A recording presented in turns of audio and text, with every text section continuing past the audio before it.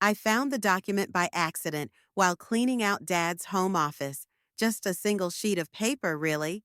But seeing Aunt Zuriel's signature next to that astronomical sum made my blood run cold. I'm Eleanor, by the way, and this is how I discovered my family's darkest secret, starting with a wedding invitation that would change everything. Ellie, darling, we simply must discuss Savannah's wedding arrangements. Aunt Zuriel's voice dripped honey over the phone, but I knew better. That tone meant trouble. You've done so well with your business. It's time to give back to the family. I pressed my fingers against my temple, already feeling a headache coming on.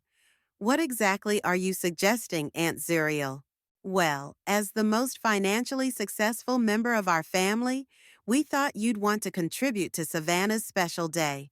The venue alone is running us nearly 6 figures. I nearly choked on my coffee. 6 figures? For a venue? It's the Hamilton Estate, darling.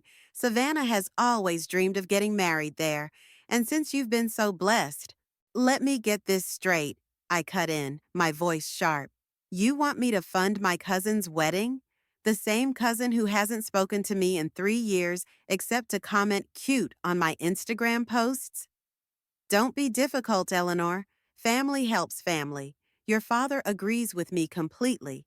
Of course he did. Dad hadn't made a decision without Aunt Zuriel's approval since Mom died 12 years ago. I'm sorry, but no. I worked hard for my money.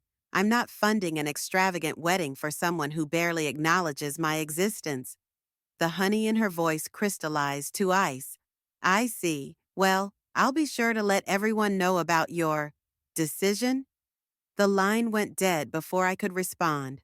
I knew what would follow: the passive-aggressive family group chat messages, the disappointed calls from Dad, the guilt-tripping from my sister Lacey. Right on cue, my phone buzzed. Lacey, please tell me you didn't just refuse to help with Savannah's wedding. She said without preamble, "Hello to you too, sis." Ellie, come on. You know how Aunt Zuriel gets. Just throw some money at it and keep the peace. I stood up from my desk, pacing my home office. Why is it always about keeping the peace? Why am I always the one who has to give in? Because you're the one who can afford to. Lacey's voice rose. Some of us are still struggling to make rent. That's exactly my point. I struggled for years building my business while Savannah was getting her fourth degree funded by Aunt Zuriel. Now suddenly, I'm supposed to bankroll her dream wedding? You're being selfish. No, I'm being reasonable. I stopped pacing, my eye catching on Dad's office door across the hall. I'd been helping him organize since he mentioned selling the house. Look, I need to go. I'm at Dad's place sorting through papers.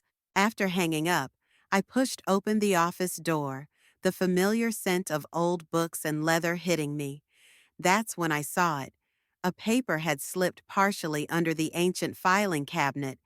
I wouldn't have noticed it if the corner hadn't been sticking out. Pulling it free, I found myself staring at what looked like a bank statement. But the numbers? They didn't make sense. According to this, Aunt Zuriel had accessed over $2 million from what appeared to be a family trust fund, money I'd never known existed. The date on the document was from just after Mom died. My phone buzzed again. Dad. Eleanor, honey, about Savannah's wedding. Dad? I interrupted, my voice steady despite my racing heart. I need to ask you something. What do you know about a family trust fund? The silence on the other end lasted so long I thought the call had dropped. Then, barely above a whisper, "Where did you find that?" So it's real? The $2 million Aunt Zuriel took? Eleanor, listen to me very carefully. Dad's voice shook. Don't mention this to anyone, especially not your aunt. Some things are better left in the past. But as I stared at the damning evidence in my hands, I knew this was just the beginning. They wanted me to fund a wedding? Fine. But first, I was going to uncover exactly what happened to those millions, and why nobody had ever thought to mention them to me. The wedding invitation sat on my desk, mocking me with its gold-foiled elegance. Well, Aunt Zuriel, you wanted me involved in this wedding? Be careful what you wish for. You're sure about this? Gregory leaned back in his chair, frowning at the document I'd spread across his desk. As my company's financial advisor, he'd become one of my most trusted confidants over the years. 2 million is a lot of money to just disappear. Look at the signature, I pointed. That's definitely Aunt Zuriel's. And the date, it's exactly 2 weeks after Mom's funeral. He pulled out his reading glasses, examining the paper more closely. Your mother's death. Was it unexpected? Car accident. The words still tasted bitter.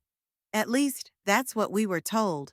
Dad was a mess afterward, basically handed everything over to Aunt Zuriel to handle. Including the finances, Gregory murmured, more to himself than to me. He looked up suddenly. Give me a few days. I know some people who can dig deeper into this. My phone buzzed. Another message from Lacey. Family dinner tonight.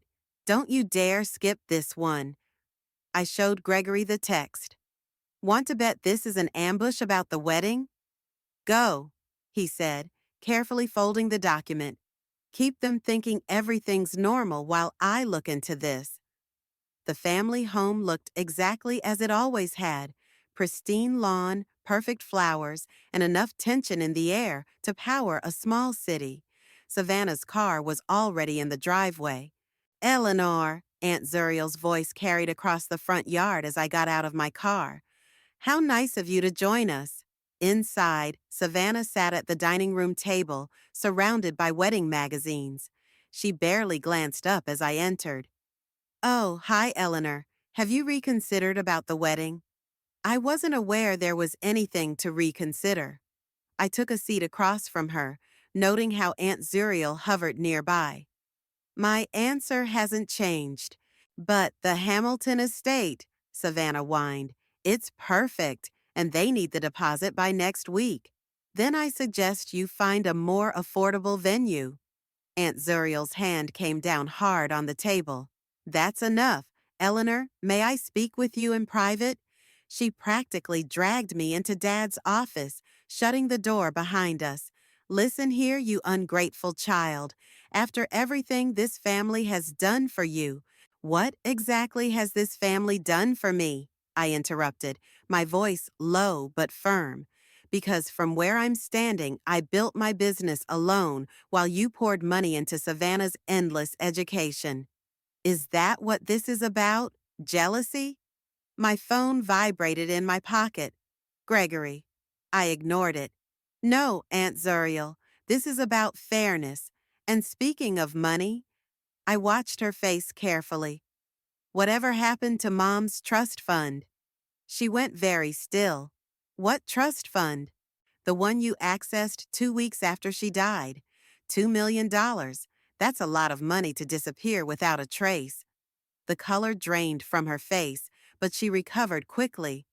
I have no idea what you're talking about. Your mother had no such fund. Really? Because I found the document with your signature. Before she could respond, my phone buzzed again. This time I checked it. Gregory. Urgent. Found something big. Offshore account in Cayman Islands. Call me ASAP. This conversation isn't over, I told Aunt Zuriel, moving toward the door. She grabbed my arm. Eleanor, wait. Perhaps we can discuss this. Come to an arrangement. An arrangement? About the wedding. Maybe if you helped with the venue, we could ensure certain old documents remain private. I stared at her, disgusted. Are you trying to blackmail me into paying for the wedding? I'm trying to protect this family, she hissed. Some things are better left in the past. Dad's exact words. What were they so desperate to hide? Eleanor? Lacey's voice called from the dining room. Where did you go? We'll finish this later, Aunt Zuriel said, straightening her blouse. And Eleanor, remember, family loyalty goes both ways. I waited until she left before calling Gregory. Eleanor, you're not going to believe this, he said without preamble. That money? It wasn't just transferred once. There have been regular deposits to an offshore account for the past 12 years. Most recent one was last month. My hands started shaking. How much? Total? Close to 5 million by now. And here's the kicker. The account name is Montgomery Holdings. Montgomery, Aunt Zuriel's married name. There's more, Gregory continued. I found some old insurance documents. Your mother's accident. Eleanor, there was a 7-figure life insurance policy, paid out to Zuriel Montgomery as trustee. The room seemed to spin, all these years of struggling, of building my business from nothing, while Aunt Zuriel sat on millions, our family's millions. Eleanor? Gregory's voice softened. What do you want to do? I thought about Savannah's entitled demands, Dad's silence, Aunt Zuriel's threats. Keep digging, I said. I want everything.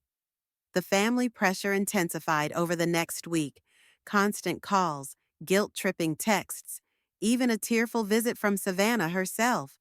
But it was Lacey showing up at my door at midnight that finally broke the pattern. I need a drink, she announced, pushing past me into my apartment. Her mascara was smeared, and she clutched her purse like a lifeline. I poured us both a glass of wine. What happened? Aunt Zuriel happened. Lacey took a long sip. She came by my place today, started asking weird questions about you, about what you've been saying to me. What kind of questions? About Mom, mostly, and money. She set down her glass hard enough to slosh wine onto my coffee table. She offered to help with my rent if I'd keep an eye on you. I felt my jaw clench. And I told her to shove it. Lacey's eyes filled with tears. But Ellie, there's something else. Something I should have told you years ago. I sat down beside her, my heart pounding. What? Remember when I was trying to start my photography business right after college? She wouldn't meet my eyes. I went to Aunt Zuriel for a loan. She agreed, but then she made me sign these papers. I didn't really read them. I was so desperate. What papers, Lacey? I think? I think they were about Mom's estate, some kind of waiver of rights. She wiped her eyes. The business failed anyway, and Aunt Zuriel held that loan over my head for years. But tonight, when she tried to bribe me again, something clicked. Why does she have so much money to throw around? I got up and retrieved the trust fund document from my office. Lacey's hands shook as she read it. 2 million? She whispered. But we struggled so much after Mom died. You worked 3 jobs to start your business. I had to drop out of art school. It gets worse. I told her about Gregory's discovery of the offshore account and the insurance policy. That by... Lacey cut herself off, standing up suddenly. We need to check Mom's old things, now. It's midnight. Dad's at his poker game. He won't be home for hours. We need to look while Aunt Zuriel isn't hovering around. 20 minutes later, we were in Mom's old craft room, now used for storage. Lacey went straight to the back corner, pulling out a dusty box. Mom's journals, she explained. I found them years ago but never read them. It felt too private then. We spent the next hour flipping through pages of our mother's elegant handwriting. Most entries were ordinary, daily life, concerns about us kids, little observations about the world. Then I found it. Listen to this, I said, reading aloud. Zuriel's been asking about the trust again. Says Norman's business is in trouble, needs capital. I can't tell if she's lying. She always was good at that. But I made that trust for the girl's future. I won't let her touch it. I looked at the date. This was 3 weeks before the accident. Lacey grabbed the journal. There's more. Found discrepancies in the business accounts today. Large transfers I can't trace. When I asked Zuriel about them, she got defensive. Something's not right. Meeting with my lawyer tomorrow to... She turned the page. That's the last entry. My phone rang, making us both jump. Gregory, Eleanor, I found something disturbing. Those insurance documents? There was an investigation into your mother's accident, but it was suddenly dropped. The detective in charge received a large payment to an offshore account 2 days later. The journal slipped from my hands. That's not all, Gregory continued. I've been tracking the money trail. Most of those millions, they've been funding Savannah's lifestyle, designer clothes, luxury cars, that string of failed businesses she started. But there's a pattern of smaller payments, too, to people who might ask questions. Like the detective, I said numbly. Exactly, Eleanor. I think this goes deeper than simple embezzlement. Lacey was still reading the journal, her face getting paler by the page. Ellie, she interrupted, look at this. She pointed to a loose paper tucked into the binding, a handwritten letter. If anything happens to me, I read aloud, the truth is in the blue box. Love, Mom. Lacey and I stared at each other. The blue music box, she whispered. The one Mom always kept locked. Aunt Zuriel took it after the funeral, said it was worthless. Where is it now? In her house, in that cabinet of collectibles she never lets anyone touch. I spoke into the phone. Gregory, we need to get into Aunt Zuriel's house. Eleanor, his voice was worried. Be careful. People who pay off detectives? I know. I looked at Lacey, saw my own determination reflected in her eyes. But Mom tried to warn us. It's time we found out why. I found Dad in his usual spot, the back porch, nursing a whiskey, staring at Mom's old garden. The journals felt heavy in my bag as I sat beside him. You knew, didn't you? I kept my voice gentle, but he flinched anyway. About the money, about all of it. He took a long drink before answering. Your mother never trusted Zuriel with money, said she was too creative with numbers. Is that what we're calling fraud now? Creative? Eleanor? No. I pulled out Mom's journal. I found these. She knew something was wrong with the business accounts. She was going to meet a lawyer. I paused, watching his face. The next day, she died. The glass slipped from his hand, shattering on the porch. Don't. Please. The detective who investigated her accident got a payoff, Dad. An offshore payment, just like the millions Aunt Zuriel's been hiding all these years. He buried his face in his hands. I didn't know, not at first. When did you find out? About a year after your mother. His voice cracked. I found some papers like you did. When I confronted Zuriel, she had explanations, said your mother had been embezzling, that she'd fixed everything to protect the family name. And you believed her? The words came out sharper than I intended. I didn't want to believe anything else. He looked at me finally, eyes red. If what you're suggesting is true, if my own sister, show me the papers. He led me to his office, hands shaking as he opened a hidden safe behind a painting. I kept copies, never knew why, maybe part of me. The documents were damning, not just of Aunt Zuriel's theft, but of her elaborate cover-up. Transfer records, falsified statements, even a letter from Mom's lawyer about scheduling an urgent meeting that never happened. All these years, I said quietly, while Lacey and I struggled, while you remortgaged the house, Aunt Zuriel had millions of our money, and you said nothing. She's still my sister. And Mom was your wife. The words exploded out of me. We were your daughters. We needed you to fight for us. A noise from the doorway made us both turn. Lacey stood there, tears streaming down her face. Is it true? She asked Dad. Did you know about the money? He couldn't meet her eyes. Lacey, honey, my phone buzzed. A text from Gregory. Urgent. Just found email correspondence between Zuriel and the mechanic who worked on your mom's car the week before the accident. Call me now. Before I could process that, Another message popped up, this one from an unknown number. Stop digging. Some questions shouldn't be answered. I showed both messages to Dad. The color drained from his face. The mechanic, he whispered. I remember. Your mother complained about the brakes feeling strange.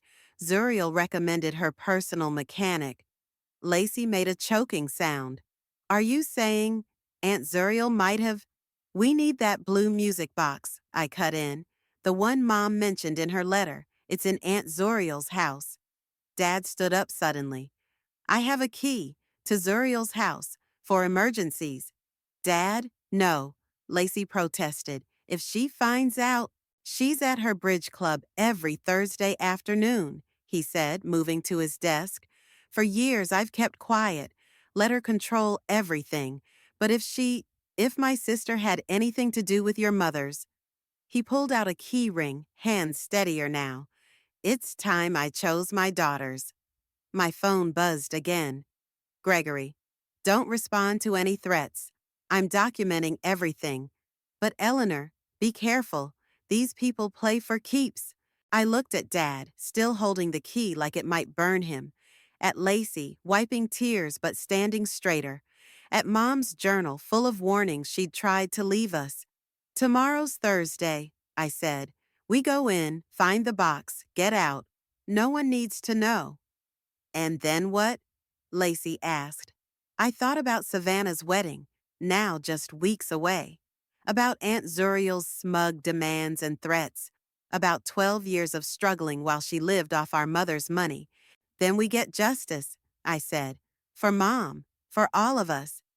Dad nodded slowly, placing the key in my hand. Your mother would be proud of you both. She always said truth finds its way to light. Like water, Lacey whispered, quoting Mom's favorite saying. It always finds a crack to flow through. Tomorrow, we'd find more than cracks. We'd blow the whole dam wide open. The key trembled in my hand as we stood at Aunt Zuriel's back door. Thursday afternoon, right on schedule, we'd watched her luxury sedan pull away for Bridge Club.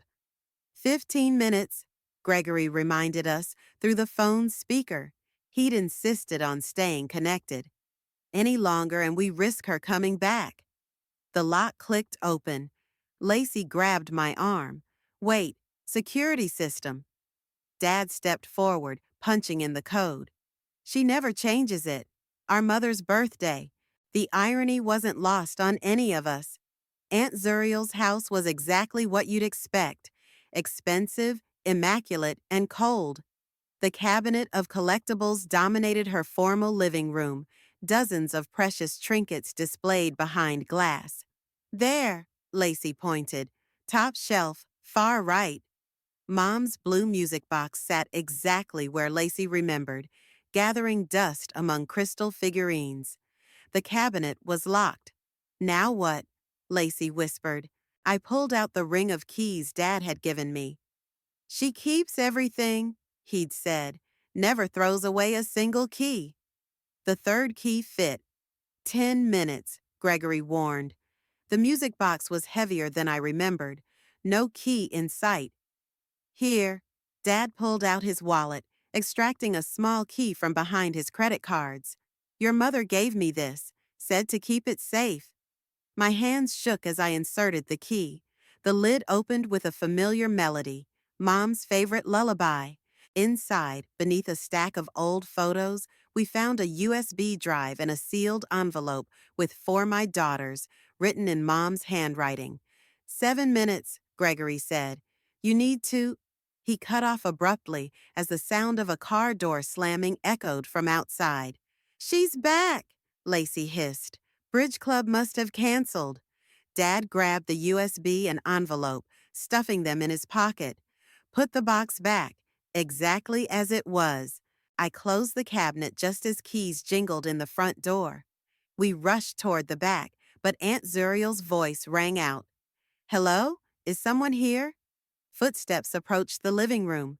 Dad pushed us toward the kitchen. Go, I'll handle her.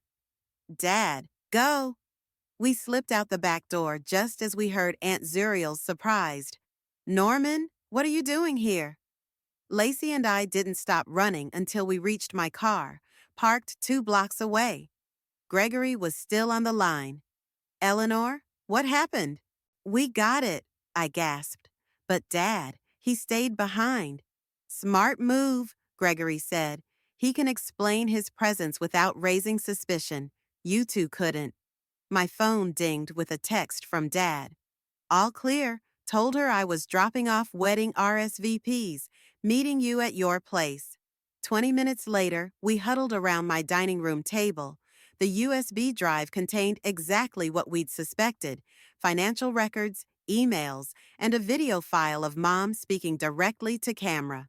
My darling girls. Mom's face filled the screen, looking exactly as I remembered.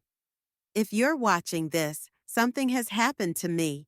I've discovered serious financial irregularities in the family business. Your Aunt Zuriel has been embezzling funds for years, using offshore accounts and false documentation. I'm meeting with lawyers tomorrow, but I'm afraid. Strange things have been happening. My car's been acting weird. I've received threatening notes. If anything happens to me, take this evidence to the authorities. Protect yourselves, and know that I love you both so much. The video ended. Lacey was sobbing. Dad looked like he'd aged 10 years. There's more, Gregory said, examining the financial records. These show systematic theft going back decades. But this is the smoking gun. He pointed to a series of transfers. Money from your mother's accounts to the mechanic who worked on her car, then to the detective, all traced back to Zuriel's offshore account.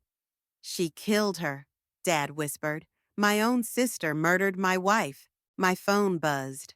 Aunt Zuriel, we need to talk, now, about what you took from my house. Another message followed. Don't do anything rash, Eleanor. Think about the family, about Savannah's wedding, about your father's reputation. She knows, Lacey said. Good, I replied, surprising everyone.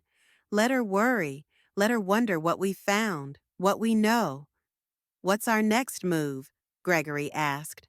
I thought about Mom's video, about years of struggle, about Aunt Zuriel's smug manipulation. Savannah's wedding is in 2 weeks, I said.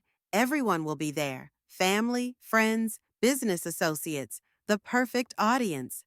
Eleanor, Dad warned, if you're thinking what I think you're thinking. She used our mother's funeral to steal our inheritance, I cut in. It seems fitting to use her daughter's wedding to expose the truth. My phone buzzed again. Aunt Zuriel. Last chance, Eleanor. Name your price. I showed them the message, then typed my reply. You're right, Aunt Zuriel. Family helps family. See you at the wedding. You're really going through with this? Gregory asked, adjusting my dress strap at the wedding rehearsal dinner. We'd decided to attend as a couple to avoid suspicion, though the way he looked at me suggested it wasn't entirely an act. Watch Aunt Zuriel, I whispered. She hasn't taken her eyes off us all evening. Sure enough, my aunt sat at the head table, pretending to listen to the wedding planner while shooting nervous glances our way. The past 2 weeks of silence had clearly unnerved her. Eleanor, Savannah's voice cut through the crowd. I can't believe you actually came. And who's this? My date, Gregory. I smiled sweetly. I decided to contribute to your wedding after all. I'm preparing quite the surprise. Savannah squealed, missing the tension in my voice. I knew you'd come around. Did you hear that, Mom? Eleanor's going to help. Aunt Zuriel's wine glass froze halfway to her lips. How generous of her. Oh, it's the least I can do for family. I met her gaze. Mom always said family was everything. The glass shook slightly in her hand. Later, as guests mingled around the restaurant's bar, Lacey pulled me aside. Logan's asking questions. Savannah's fiancé? About what? He overheard Dad on the phone with his lawyer. He's worried about the family's financial situation. I glanced at Logan across the room. handsome, successful, and completely unaware he was marrying into a family built on murder and theft. Should we warn him? Lacey asked. He'll find out tomorrow with everyone else. Eleanor. Dad appeared beside us, his face grave. Zuriel's asking to speak with you. In private. Perfect timing. I pulled out my phone, starting the recording app. Where? The restaurant's wine cellar. But be careful. I've got this. I squeezed his hand. Gregory? He nodded, positioning himself near the cellar entrance as I descended the stairs. Aunt Zuriel waited between racks of expensive wines, looking oddly vulnerable in the dim light. Name your price, she said without preamble. Excuse me? For whatever you found in that music box, whatever you think you know. She opened her designer purse. I can write a check right now. Like the check you wrote to Mom's mechanic? She stiffened. I don't know what you're talking about. Or the detective? How much does it cost to cover up a murder these days? Murder? She laughed, but it sounded hollow. Your mother's death was an accident. Was it? Because we have proof of payments to the mechanic who tampered with her brakes, proof of millions stolen from her accounts, proof of your offshore holdings. I stepped closer. We even have Mom's video testimony. The color drained from her face. You're bluffing. Wanna bet Savannah's perfect wedding on that? You wouldn't dare. Her voice turned harsh. Think about what this would do to the family, to your father, to Savannah's big day. Like you thought about us, while we struggled, while Lacey dropped out of school, while Dad remortgaged his house. You lived off Mom's money. Money meant for us. I deserved that money. The words exploded from her. I built that business with your father, while your mother played artist and homemaker. Then she started asking questions, threatening to expose everything. My phone kept recording as Aunt Zuriel's careful facade cracked. She would have ruined everything, she continued. The business, our reputation, Savannah's future. I couldn't let that happen. So you had her killed. She flinched. I protected this family. Everything I did was for... Save it for tomorrow, I cut in, turning toward the stairs. Tomorrow? At the wedding, when everyone learns the truth. I'll stop you, she called after me. I've done it before. I turned back, letting her see my phone. Thanks for the confession, Aunt Zuriel. It'll go great with Mom's video. Her face contorted. You little... Everything okay down here? Gregory's voice carried from the top of the stairs. Perfect, I replied, climbing up. Just finalizing my wedding contribution. Back in the main room, Lacey and Dad waited anxiously. Did you get it? Lacey whispered.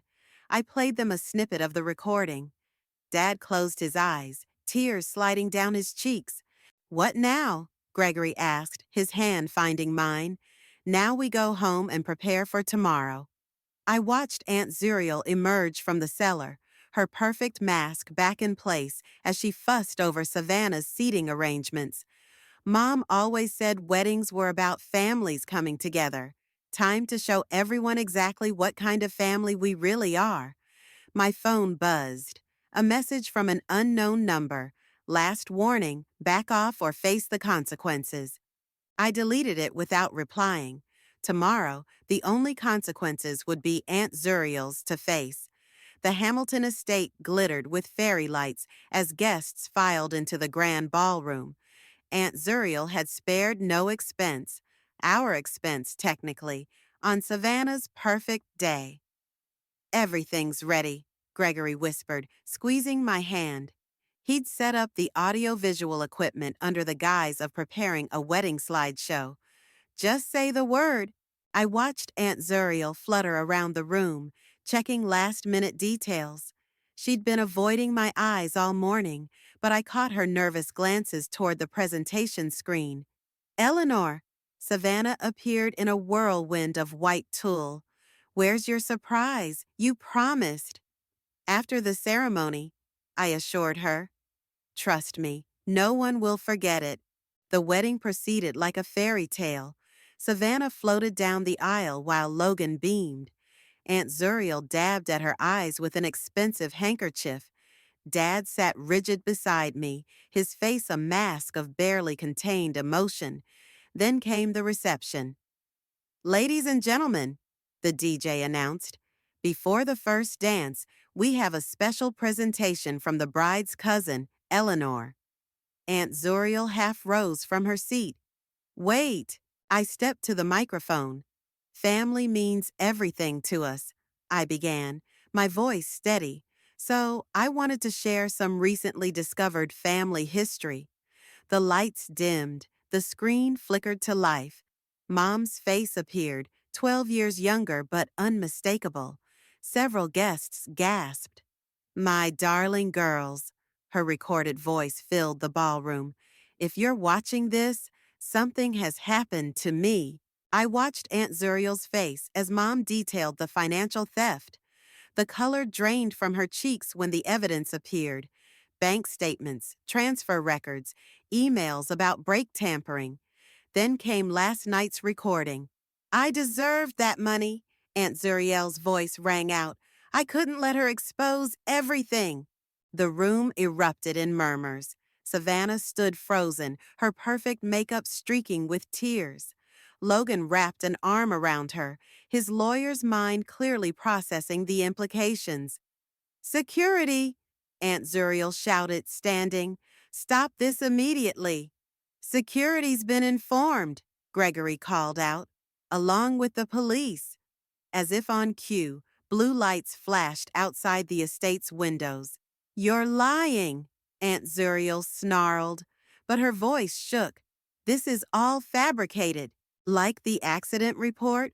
Dad stood, his quiet voice carrying across the stunned room. "Like the detective's investigation? Like the mechanic's sudden retirement to Florida?" "Norman, please," she pleaded. "Think about what you're doing to this family. You killed my wife." His words fell like stones in water. "You stole from my daughters. You are not my family." Savannah stumbled forward. "Mom, what did you do?" "Everything I did was for you." Aunt Zuriel reached for her daughter. "To secure your future, to give you the life you deserved." "With blood money?" Savannah recoiled. "With Aunt Sarah's life." "Mrs. Montgomery?" A detective appeared at the ballroom entrance. "We need you to come with us." "This is ridiculous." She backed away. "You have no proof." "Actually," Gregory stepped forward, "we have 12 years of financial records, witness statements from the mechanic and detective, both willing to talk in exchange for deals, and your own recorded confession. Plus Mom's video testimony," Lacey added, her voice strong. "Recorded the day before you had her killed." The detective moved closer. "Ma'am, please don't make this more difficult." Aunt Zuriel bolted. She made it halfway to the side exit before security caught her. As they led her away in handcuffs, she screamed back at me, "You ungrateful brat, after everything I did for this family." "You did nothing for this family," I cut in, my voice carrying over her protests. "You destroyed it, for money, for control, for your own selfish desires." The ballroom sat in shocked silence as police escorted her out. Savannah collapsed into Logan's arms, her dream wedding transformed into a nightmare. Dad stood stone-faced, watching his sister's departure. Lacey gripped my hand, both of us fighting tears. "I'm so sorry," I told the stunned guests. "But Mom always said truth finds its way to light, like water through cracks."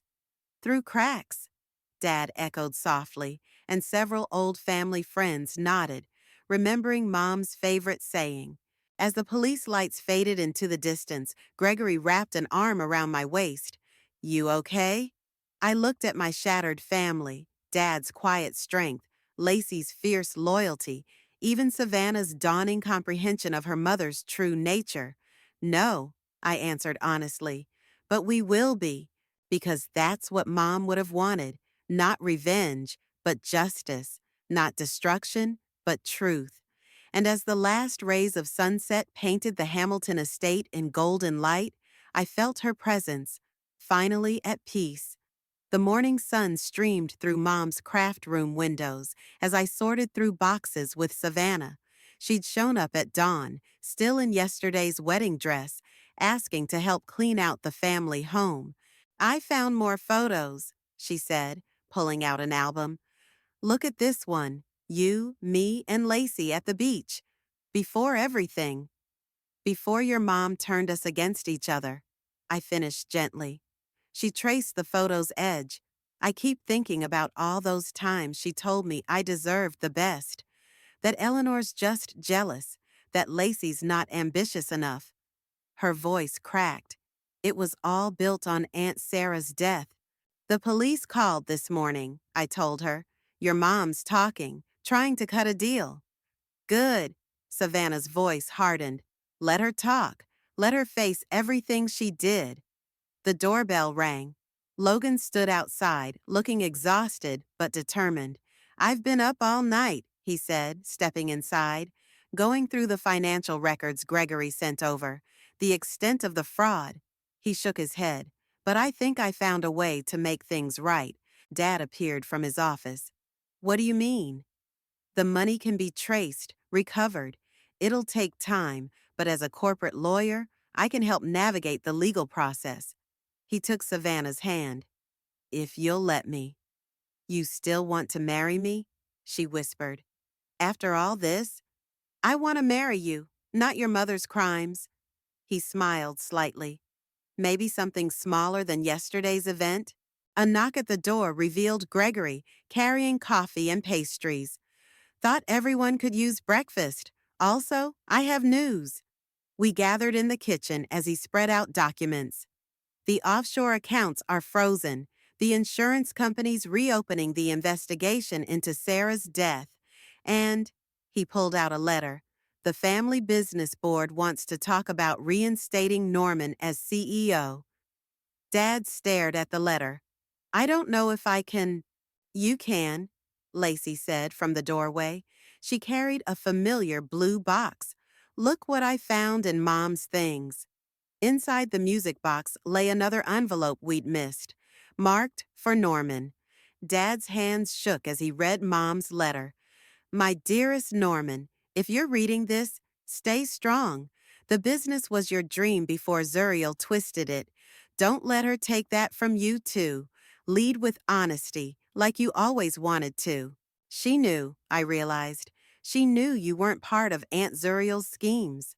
The board meeting's next week, Gregory said. I'll help prepare the financial recovery plan. We all will, Logan added. As a family. Savannah wiped her eyes. Can we use Mom's stolen money to help people? Set up a foundation in Aunt Sarah's name? Already working on it, Gregory smiled. Eleanor had the same idea. The doorbell rang again. This time it was the detective. Thought you'd want to know, he said. Zuriel's given us everything. The mechanic, the cover-up, all of it. She'll be going away for a long time. And the money? I asked. Recovery process starts today. You'll need good lawyers. We've got that covered, Logan and Gregory said together. After the detective left, we sat in Mom's garden, sharing coffee and memories. The morning sun caught the wind chimes she'd loved, creating music from light. I keep thinking about karma, Lacey mused. How everything Aunt Zuriel did to control us just led to this moment, to us being stronger together. Mom would have loved that, I said, the truth setting us free. Speaking of truth, Gregory took my hand. Remember our first fake date at the rehearsal dinner? I'd like to make it real. Maybe start with coffee. Dad chuckled, his first real laugh in days. Sarah always said you two would end up together. She saw things clearly. Unlike some people, Savannah added, then bit her lip. Sorry, too soon for jokes about Mom? No, I squeezed her hand. We need to be able to talk about it, all of it. And then move forward, Logan said. Together. Dad stood, looking at Mom's garden. Sarah loved this place, said every flower had its season.